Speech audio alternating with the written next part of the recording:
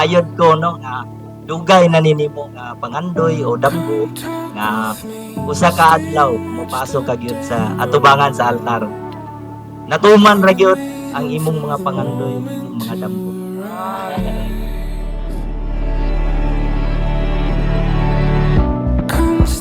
Actually, daghan kay ko nagustuhan sa iya.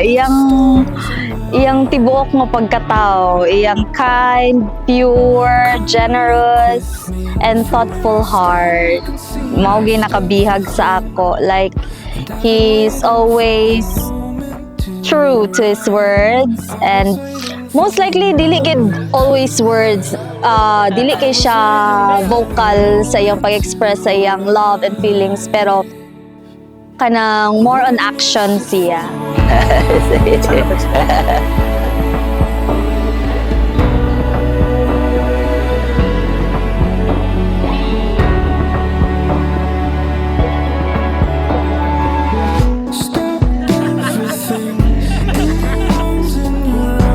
Akong nagustuhan sa iya, no, simple lang. Masinabtanon, may paon. Na itsura na apon. I will cherish our love story and give you a joyful, passionate, and exciting life. Dili ko kahulat nga i-explore ning lifetime nga gihatag sa Ginoo sa ato.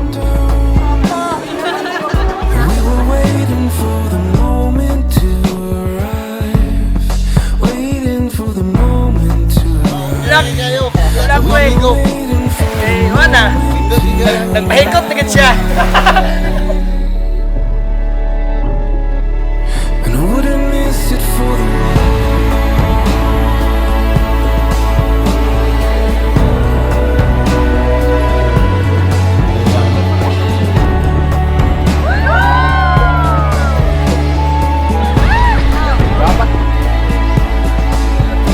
Kulbaan kay ko sa nga tanan. Oh my God. But I'm so happy and grateful. Finally, I found my home. So by Jan and Matet, feel and see the presence of Jesus in your marriage today. Remember your passage in the Bible, John chapter 2 verses 1 to 11. Read it again and again and savor new lessons and miracles that Jesus will reveal. Sara gid ang ako ang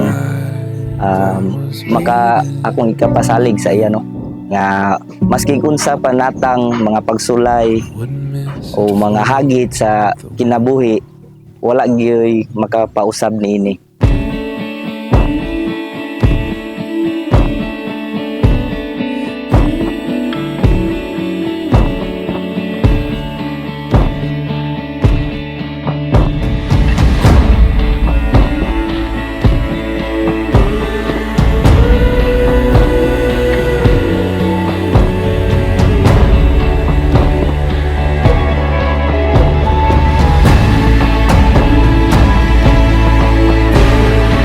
Kining akong gugma o pagbati hantod na gid mi sa kahanturan.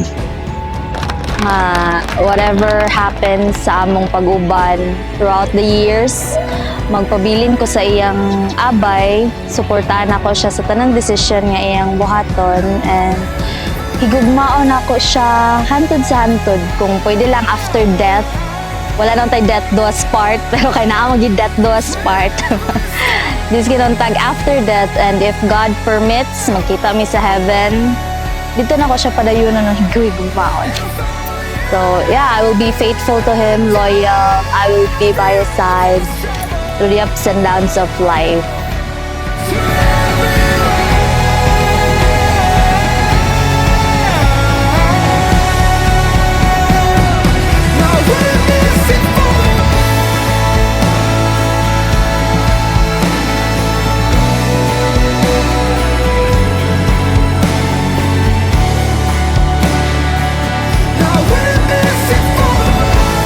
Promise that whatever life throws at us, I will be your ally. Para ko diri me.